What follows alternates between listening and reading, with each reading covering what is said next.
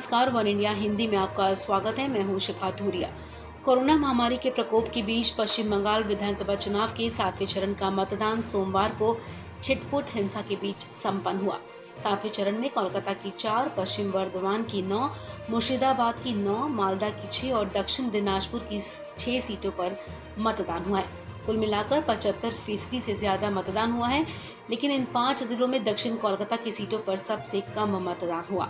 आपको बता दें, दक्षिण दिनाजपुर में 80.21%, मालदा में 78%, मुर्शिदाबाद में 80%, दक्षिण कोलकाता में 57.91% मतदान हुआ है। इस चरण में पश्चिम बंगाल की 34 विधानसभा सीटों पर वोट डाले गए हैं। 284 उम्मीदवारों की किस्मत ईवीएम में कैद हो गई है।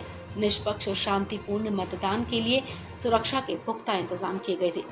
आपको बता दें, इसी चरण में भवानीपुर विधानसभा में भी वोटिंग हुई है, जहां से मुख्यमंत्री ममता बनर्जी वर्तमान में विधायक हैं, लेकिन इस बार वो भवानीपुर सीट छोड़कर नंदीग्राम से चुनाव मैदान में हैं। अपने विधानसभा क्षेत्र में वोट डालने पहुंची ममता बनर्जी ने वोट देने के बाद बाहर आते ही विक्ट्री साइन दिखाया।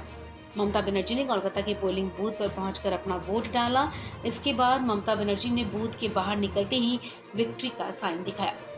ममता बनर्जी ने कहा कि हम जीत रहे हैं। वहीं दूसरी तरफ 8वें चरण के लिए चुनाव प्रचार भी सोमवार शाम को थम गया है। 8वें चरण में 29 अप्रैल को 35 सीटों पर मतदान होगा। इस चरण में मालदा की 6 सीटें, मुर्शिदाबाद की 11, कोलकाता की 7 और बीरभूम की 11 सीटों पर वोटिंग होगी।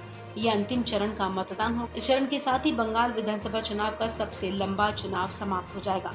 2 मई को परिणाम घोषित किए जाएंगे। इस खबर में फिलहाल इतना ही। तमाम अपडेट्स के लिए आप बने रहिए वन इंडिया हिंदी के साथ।